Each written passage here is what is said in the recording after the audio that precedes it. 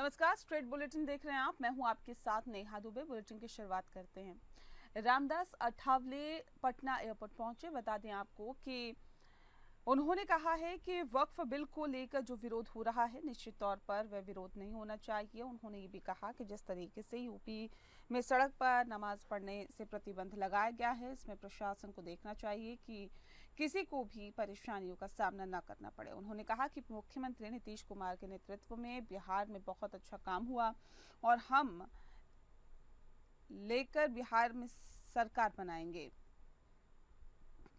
उद्धव ठाकरे के द्वारा मोदी सौगात पर किए गए टिप्पणी पर उन्होंने कहा कि वे लगातार वो प्रधानमंत्री और अमित शाह पर टिप्पणी करते रहते हैं। वे टिप्पणी करने में एक्सपर्ट हैं। जब से हार हुई है तब से ज्यादा ही टिप्पणी कर रही हैं। इससे कोई फर्क पड़ने वाला नहीं है। बता दें कि चुनावी वर्ष में कांग्रेस के द्वारा दलित को प्रदेश अध्यक्ष बनाए जाने पर उन्होंने कहा कि भारतीय जनता पार्टी ने पहले ही देश के राष्ट्रपति को ही दलित महादलित समुदाय से बना दिया है। मुझे लगता है कि वक्फ बोर्ड का विरोध करना, इसका मतलब गरीब मुसलमानों का विरोध करना है। भारत सरकार ने जो ये बिल लाया है, ये बिल आम आम जो मुसलमान है, गरीब मुसलमान है, उनके फायदे के लिए मतलब ये बिल है। ये मुसलमान के खिलाफ नहीं है। कुछ लोगों के हाथ में ये मतलब वक्फ बोर्ड का पूरा प्रॉपर्टी है और उसका फायदा गरीब मुसलमानों को होता नहीं है, इसीलिए ये बिल लाया गया है। और इसलिए मुझे लगता है कि जो जिस तरह कांग्रेस पार्टी और आरजेडी इसका विरोध कर रही है, तो उस विरोध में बिल्कुल तथ्य नहीं है। हम मुसलमान के खिलाफ नहीं है, हम मुसलमान को सपोर्ट करते हैं। माननीय नरेंद्र मोदी जी ने मुसलमानों के प्रोग्राम में जाकर उन्होंने मतलब उनको पूरा सपोर्ट करने का वादा किया है। अभी भी जो गरीब मुसलमान है, जो रमजान चल रहा है, इस रमजान में हजारों मुसलमानों को मतलब जो किट है वो बांटने का भी निर्णय सरकार ने लिया है। और इसीलिए मुझे लगता है कि हम मुसलमानों के खिलाफ नहीं है और वक्फ बोर्ड का जो बिल है ये बिल आम मुसलमानों के फायदे का है। और अगली खबर का रुख करते हैं बिहार में सहरसा में। आपको बता दें कि राणा सांगा पर सियासत तेज हो गई है। समाजवादी पार्टी के सांसद रामचीलाल सुमन के द्वारा राज्यसभा में 16वीं सदी के राजपूत राणा सांगा को गद्दार बताने पर सियासत तेज हो गई है। बिहार के सहरसा में अपने आवास पर पूर्व सांसद आनंद मोहन ने इस पर बड़ा बयान दिया है। पूर्व सांसद आनंद मोहन ने अपनी प्रतिक्रिया देते हुए कहा है कि ये अल्प ज्ञान का परिचायक है। उनको कुछ बोलने से पहले इतिहास को पढ़ना चाहिए। बाबर को इस देश में बुलाने वाले राणा सांगा नहीं, इब्राहिम लोदी के सगे चाचा आलम खान लोदी और दौलत खान थे। राणा सांगा के बारे में इतिहासकारों ने कहा कि न केवल देश बल्कि दुनिया में इतना बड़ा पराक्रमी योद्धा शायद ही इतिहास में हुआ हो। उनकी तुलना नेपोलियन बोनापार्ट से की गई है और ऐसे महान पराक्रमी वीर शिरोमणि राष्ट्र नायक राणा सांगा के बारे में गद्दार कहने वाले को सभापति राज्यसभा को तुरंत एक्शन लेना चाहिए और उनकी मेंबरशिप खत्म कर देनी चाहिए जो इस तरह की भाषा का इस्तेमाल कर रहे हैं। उन्होंने राजनीतिक गलियारे में मुख्यमंत्री नीतीश कुमार की मानसिक स्थिति को लेकर भी हो रही चर्चा पर प्रतिक्रिया दी। उन्होंने कहा कि नीतीश कुमार बेपटरी बिहार को पटरी पर लाने वाले और एक बीमारू प्रदेश को पहले विकासशील और फिर विकसित बिहार की श्रेणी में लाने वाले व्यक्ति का नाम ही नीतीश कुमार है।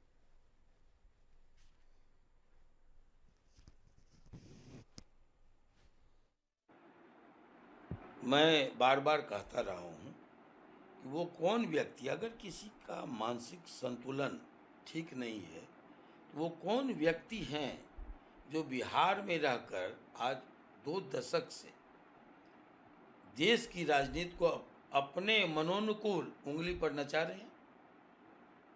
खट्टे अंगूर कौन खाए। जब भी कोई गठबंधन उनसे समझौता करता है तो वो बहुत अच्छे हो जाते हैं, चाणक्य हो जाते हैं, और जब भी कोई गठबंधन दूर जाता है, टूटता है, तो उस गठबंधन के लोग उनको मानसिक संतुलन खो चुके हैं, सठिया गए हैं, ये सारे कुछ सारे विशेषणों से उनको,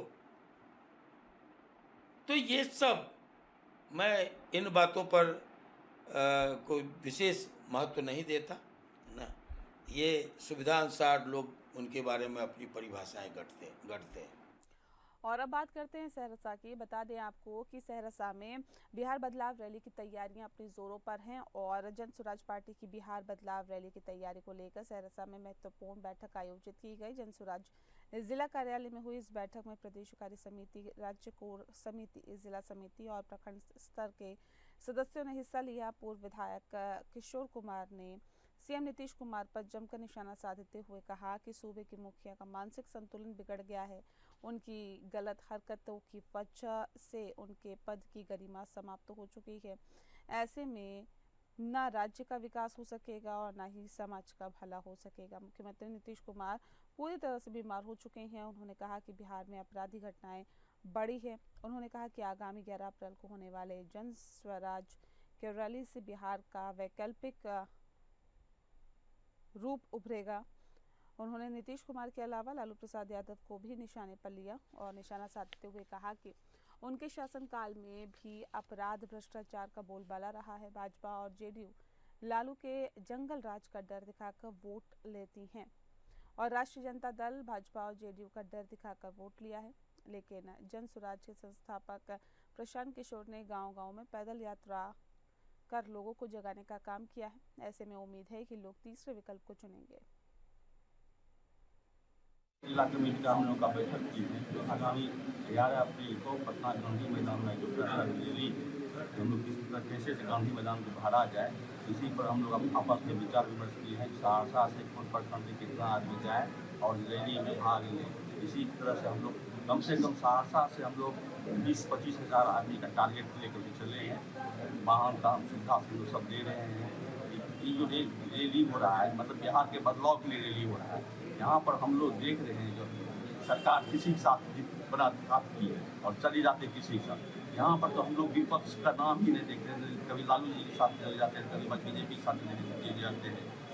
मेन तो विपक्ष का जो भी काम कर रहा है प्रशांत जी कर रहे हैं। यूपीएससी छात्र का आंदोलन में प्रशांत जी को आना पड़ा उसके लिए, ना उस पर तेजस्वी जी गए नहीं कोई गए। तो हम लोग आप लोग इंटरव्यू करते हैं बिहार का क्या स्थिति हो रहा है। यहाँ पर कहीं भी जाइए, किसी भी ऑफिस में जाइए, बिना पैसा का आपका एक भी काम नहीं हो रहा। तो हम लोग इसीलिए संकल्प कर चले हैं प्रशांत जी के साथ कि हम लोग को बिहार को बदलना है और प्रशांत जी को लाना है।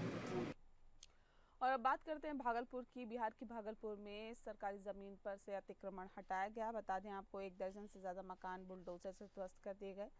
भागलपुर के सनहोला प्रखंड का पूरा मामला है, जहां पर काली मंदिर परिसर स्थित बिहार सरकार की जमीन को प्रशासन ने अतिक्रमण मुक्त करा दिया है। इस जमीन पर करीब 50 वर्षों से अवैध कब्जा करके लोग अपना घर बनाकर रह रहे थे। अंचलाधिकारी के नेतृत्व में कार्रवाई के दौरान 1 दर्जन से ज्यादा कच्चे और पक्के मकानों को बुलडोजर से ध्वस्त कर दिया गया। कार्रवाई के दौरान भारी संख्या में पुलिस बल की तैनाती की गई थी।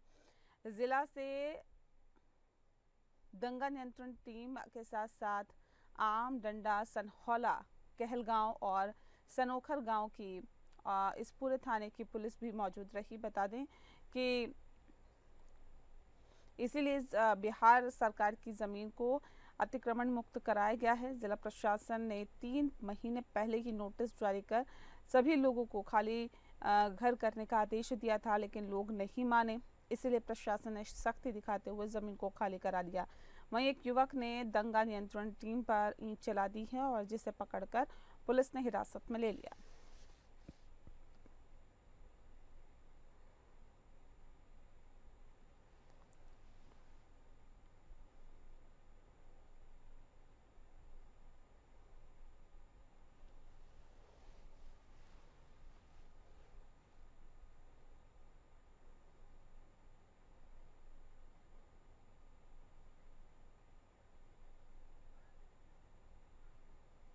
और अब बात करते हैं भागलपुर की। भागलपुर में एक भाई ने अपनी बहन के घर चोरी की वारदात को अंजाम दिया और घर का ताला तोड़ा कर स्कूटी समेत लाखों के जेवरात चुरा लिए।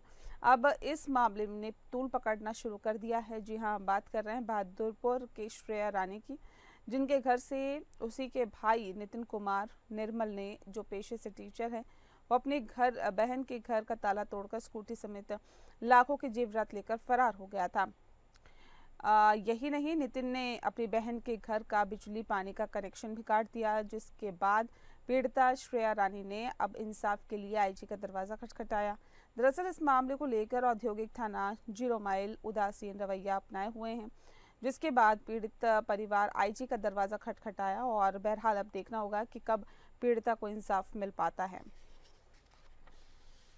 मेरा बिजली पानी सारा चीज़ काट दिया है। हम पानी लाने के लिए दूसरे यहाँ से जाते हैं और मेरा सारा घर का ताला तोड़ के सारा सामान गायब गया, सोने का, चांदी का, और ये कपड़े लत्ता और शैक्षणिक डॉक्यूमेंट सारा गायब किए हैं, स्कूटी भी। और ये हम आज कोई सामान गायब रिकवर नहीं हुआ है। हम उसके लिए आज आईजी सर के पास आए हैं और पुलिस भी अभियुक्त से मिली हुई है। उसके लिए हम आए हैं कि सर बोले क्या कि आगे कार्रवाई होगी, आश्वासन दिए हैं। हमारी एक बेटी है जो हम भयभीत हैं खूब। मेरे बड़े भाई नितिन कुमार निर्मल, मेरी भाभी कंचन देवी, वो मुझे हमेशा जान मारने की धमकी देती है और पुलिस कोई कार्रवाई नहीं कर रही है। अभी सर बोले कि आगे देखते हैं, आश्वासन दिए हैं। क्या नाम हुआ आपका? मेरा नाम श्रेया रानी है। वहीं गोड्डा में प्रधान संस्था पर भ्रष्टाचार की भीड़ चढ़ जाने का आरोप लगा है। बता दें आपको कि पूरा मामला गोड्डा का बताया जा रहा है, जहां पर ग्रामीणों का आरोप है कि भ्रष्टाचार ने यहां मौत का कुआं बना दिया है। मामला गोड्डा प्रखंड अंतर्गत दलदली प्रधान टोला का है, जहां पर प्रधान मरांडी के जमीन में सिंचाई कूप अवैध तरीके से निर्माण कराया जा रहा है। आरोप है कि लोकल ईंट के साथ ही घटिया सामग्री का प्रयोग करने से भी हादसा हो सकता है और स्थानीय ग्रामीणों ने विरोध कर प्रदर्शन भी किया और ये भी कहा कि सिंचाई कूप कभी भी ढह सकता है और हम लोग कई बार ठेकेदार को और संबंधित विभाग को कह चुके हैं कि उसके बावजूद मनमानी तरीके से अवैध कूप बनाया जा रहा है। कार्यस्थल और कार्यक्षेत्र में बिना सूचना पट लगाए और सिंचाई कूप बनाना पारदर्शिता पर एक बहुत बड़ा सवाल उठाता है।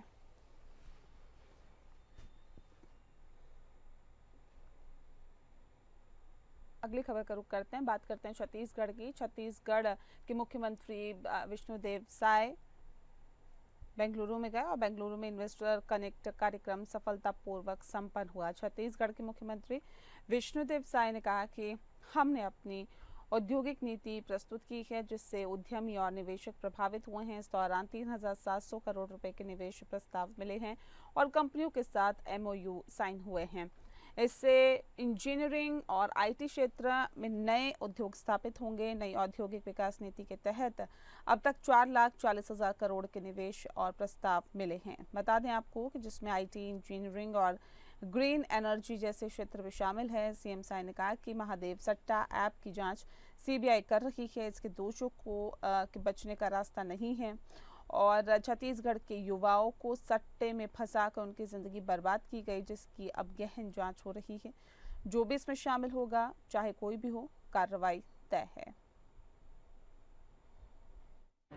हाँ, कल बेंगलुरु में इन्वेस्टर कनेक्ट का कार्यक्रम का आयोजन किया गया था, जिसमें हमारे प्रदेश के उद्योग मंत्री श्री लखनलाल देवांगन जी भी थे और हमारे अधिकारीगण थे और बहुत अच्छे से संपन्न हुआ है। और वहाँ हम लोगों ने अपनी उद्योग नीति को रखी और उद्यमी और जो निवेशक काफ़ी आकर्षित हुए हैं और कल 3,700 करोड़ रुपए का निवेश का प्रस्ताव उनको सौंपा गया है और कुछ कंपनियों से MOU भी हुआ है, जैसे नेस्कॉम है, आयशा है, टाई है और ये लोग इंजीनियरिंग और IT के क्षेत्र में यहाँ पर उद्योग डालेंगे। तो इस तरह से बहुत अच्छा हमारा ये इन्वेस्टर कनेक्ट का कार्यक्रम रहा है और इसके पहले भी हम लोग दिल्ली और मुंबई में कर चुके हैं, उसमें भी काफ़ी अच्छा रुझान। वहीं कोरिया जिले के अंतर्गत आने वाले नगर पंचायत की अगर हम बात करें तो यहां पर पटना में कार्य योजना बनाने के लिए बुलाई गई बैठक का कांग्रेस पार्षदों ने मनमानी का आरोप लगाते हुए बहिष्कार कर दिया। इस विषय में कांग्रेस पार्षद मोहम्मद और नगर पंचायत नेता प्रतिपक्ष वसीम खान ने आरोप लगाया कि नगर पंचायत CMO ने बैठक बुलवाई थी और उनके द्वारा अपना एजेंडा बैठक में रखा गया। हम लोगों से एजेंडा मांगा गया था, उस एजेंडे को किनारे कर दिया गया। हम लोगों के द्वारा आय और व्यय का हिसाब मांगा गया था। सीएमओ के द्वारा 24 मार्च 2025 का एक पत्र जारी करके उस पर चर्चा करने की मांग की जा रही है, जबकि हम लोगों की मांग थी कि नगर पंचायत में जो कार्य चल रहे हैं और जो आमदनी का खर्च का विवरण है वो हमको दिया जाए और सीएमओ के द्वारा हम लोगों को कोई भी जानकारी उपलब्ध नहीं कराई गई। तानाशाही पूर्ण रवैया अपनाया गया है। उन्होंने आगे कहा कि मुझे ऐसा लग रहा है कि सत्ता पक्ष और सीएमओ तानाशाही रवैया इख्तियार किए हुए हैं, इसीलिए हम लोग बैठक का बहिष्कार किए हैं और आने वाले समय में भी यही रवैया रहेगा। हम सीएमओ के खिलाफ मोर्चा खोलेंगे और नगर पंचायत की किसी भी बैठक में हम हिस्सा नहीं लेंगे। जो सीएमओ हैं वो तानाशाहीपूर्ण रवैया अख्तियार किए हुए हैं, बिना हम पार्षदों की सहमति लिए इस तरह का वो निर्णय ले रहे हैं, इसलिए हम लोगों ने आज की बैठक का बहिष्कार किया है। और आने वाले समय में भी अगर इस तरह की हरकतें होंगी तो हम सीएमओ के खिलाफ मोर्चा खोलेंगे और नगर पंचायत के किसी भी बैठक में हम हिस्सा नहीं लेंगे यदि हमारी बात नहीं सुनी जाएगी।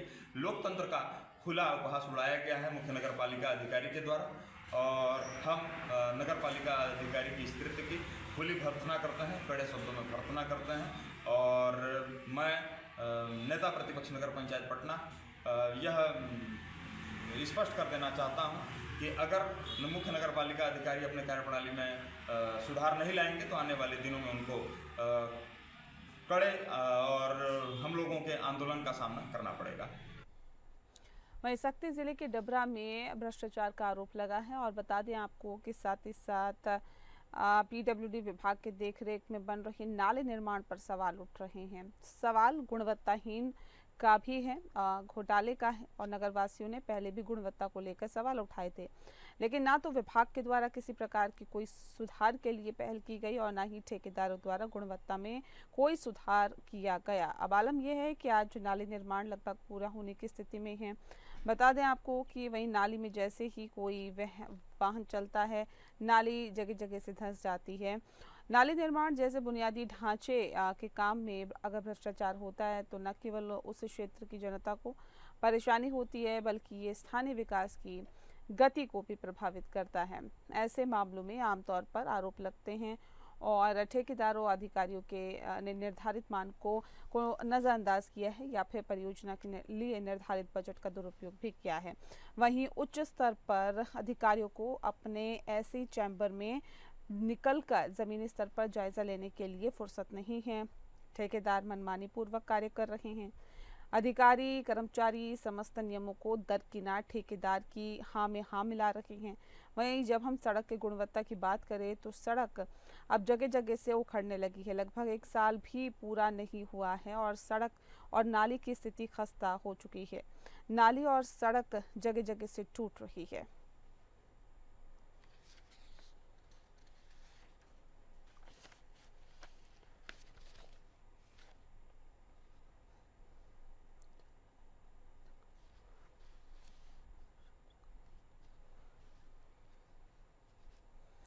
और बलरामपुर की अगली खबर का रुख करते हैं। बलरामपुर में जल जंगल और जमीन पर अवैध अतिक्रमण का मामला सामने आया है। बता दें आपको कि बलरामपुर वन परिक्षेत्र कार्यालय से लगे कंपार्टमेंट नंबर P3349 में अवैध रूप से जंगल जमीन पर अतिक्रमण कर रही जेसीबी मशीन को मुखबिर की सूचना पर तत्काल फॉरेस्ट विभाग की टीम मौके पर पहुंची और कार्रवाई की।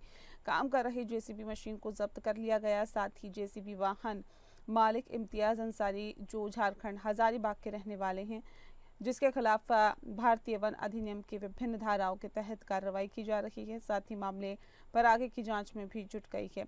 वन परिक्षेत्र बलरामपुर सहित जिले के सभी इलाकों में इन दिनों वन भूमि पर अवैध अतिक्रमण का सिलसिला जोरों पर है। वह माफिया सहित गांव में रहने वाले लोग जमीन की चाह पर बड़े पैमाने पर हरे भरे पेड़ सहित वन संपदा को नुकसान पहुंचाते हुए जमीन के लिए अतिक्रमण कर रहे हैं। हालांकि फॉरेस्ट विभाग लगातार अतिक्रमण कर रहे अतिक्रमणकर्ताओं पर कार्रवाई भी कर रहा है। बता दें कि बावजूद इसके अतिक्रमण रोकने का नाम नहीं ले रहा है और भूमाफियाओं के हौसले भी लगातार बुलंद है। ये फॉरेस्ट जमीन पर खुलेआम निर्भय पूर्वक जेसीबी मशीन लगाकर अतिक्रमण की घटना को अंजाम दिया जा रहा है। कंपार्टमेंट नंबर P3394 में जेसीबी काम कर रहा है। उस पर त्वरित कार्रवाई करते हुए हमारे स्टाफ वहाँ पहुँचे और जेसीबी जब्त किए। अपराधी का नाम है इम्तियाज अंसारी, हजारीबाग झारखंड का रहने वाला है वो, और उसके ऊपर भारतीय वन अधिनियम 1927 की धारा 33(1) ख, ग और 52 के तहत राजसात की कार्रवाई की जा रही है। सर कब ये अतिक्रमण की जा रही थी सर, और किसके द्वारा किया जा रहा था? ग्रामीण की जानकारी अभी तक प्राप्त नहीं हो पाई है।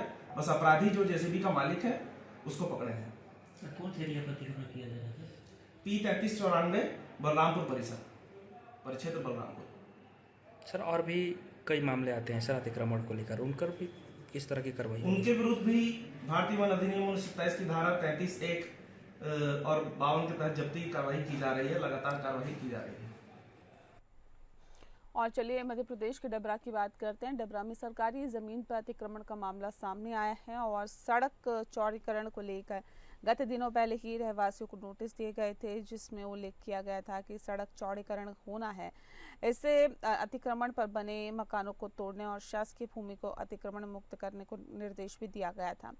नोटिस के समय निकालने के बाद भी मकान मालिकों ने अपने मकान को स्वयं नहीं तोड़ा। वहीं प्रशासनिक अधिकारियों ने खड़े होकर मेन रोड की शासकीय भूमि पर बुलडोजर चलाकर भूमि को अतिक्रमणकारियों से मुक्त कराया।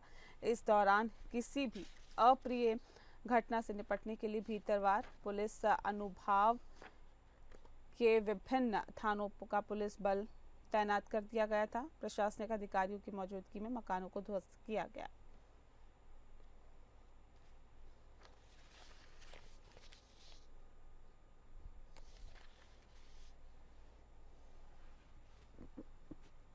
और अगली खबर का रुख करते हैं। अगली खबर भिंड से आ रही है। बता दें आपको कि भिंड रेलवे स्टेशन का नाम बदलने की मांग की गई है और बताया भी जा रहा है कि सोनी रेलवे स्टेशन का ये नाम बदलने की मांग की गई है। पूर्व मुख्यमंत्री राज्यसभा सांसद दिग्विजय सिंह ने रेल मंत्री अश्विनी वैष्णव को एक पत्र लिखा, जिसमें कहा गया है कि मध्य प्रदेश के भिंड जिले में स्थित श्री तंदरोआ धाम एक प्रसिद्ध धार्मिक स्थल है, जिसे स्थानीय जनता और पर्यटकों द्वारा श्रद्धा और विश्वास के साथ ही पूजा जाता है, जिससे क्षेत्र की सांस्कृतिक धरोहर को संरक्षण मिलता है। दिग्विजय सिंह ने कहा है कि अगर सोनी रेलवे स्टेशन का नाम श्री तंदरोआ धाम रेलवे स्टेशन रखा जाता है तो इससे राष्ट्रीय और अंतर्राष्ट्रीय स्तर पर इस धार्मिक स्थल की पहचान बढ़ेगी और इससे पर्यटकों की संख्या में भी इजाफा होगा, जिससे कि स्थानीय व्यापार, होटलों और अन्य सेवाओं में रोजगार के नए अवसर उत्पन्न होंगे। और सोनी स्टेशन का नाम तंदरोआ धाम के नाम पर लोगों के मुंह से निकलेगा और उन्होंने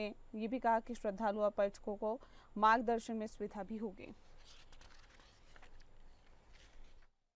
पूर्व मुख्यमंत्री आदरणीय दिग्विजय सिंह जी ने जो रेल मंत्री जी को प्रस्ताव भेजा है कि सोनी स्टेशन को तंदरोआ धाम के नाम से जाना जाए, तंदरोआ धाम नाम रखा जाए, बहुत सराहनीय पहल है और आदरणीय राय साहब का हम कोटि कोटि धन्यवाद करते हैं। इससे क्या है, हमारे जो पूरे भिंड में तंदरोआ धाम की जो महत्व है, बाहर से विदेशों से लोग आते हैं, एक भिंड को पहचान मिलेगी, पर्यटन को बढ़ावा मिलेगा, युवाओं को रोजगार के अवसर प्राप्त होंगे और जो हम सबकी आस्था का केंद्र है तंदरोआ धाम, उससे भिंड की जनता को पर्यटन के क्षेत्र में नए आयाम आगे स्थापित होंगे। आदरणीय परम श्रद्धेय पूर्व मुख्यमंत्री दिग्विजय सिंह जी कोटि कोटि धन्यवाद। रेल मंत्री जी से भी आग्रह है, आप सोनी रेलवे स्टेशन को तंदरोआ धाम का नाम दिया जाए, जिससे हमारा भिंड विकास की ओर एक कदम और अग्रसर हो। धन्यवाद। और अब बात करते हैं ग्वालियर की। ग्वालियर में पत्नी की हत्या का आरोप है। बता दें आपको, ये पूरा मामला जो है पत्नी की हत्या से जुड़ा हुआ है। देवर और ससुर ने विवाहिता की हत्या की ऐसे आरोप लग रहे हैं। ग्वालियर के बहोड़ापुरा थाना क्षेत्र में बीती रात देवर ससुर द्वारा एक विवाहिता की हत्या कर दी गई। हत्या के बाद इंदौर जेल में बंद मृतका के पति संजय जाटव की ओर से ग्वालियर जिला न्यायालय में एक याचिका दायर की, जिसमें उसने अपनी पत्नी को मुखाग्नि देने की इच्छा जताई है। याचिका पर सुनवाई करते हुए एडीजे ने संजय जाटव को पुलिस अभिरक्षा में केंद्रीय कारागार इंदौर से ग्वालियर लाने के निर्देश दिए हैं। ये निर्देश इंदौर सेंट्रल जेल भी भेज दिए गए हैं। मकान के विवाद में ससुर अतर सिंह और देवर राहुल जाटव ने अपने ही घर की सदस्य भारती को चाकू मारकर उसे मौत की नींद सुला दिया था। और इसी के साथ बुलेटिन में फिलहाल इतना ही। नमस्कार।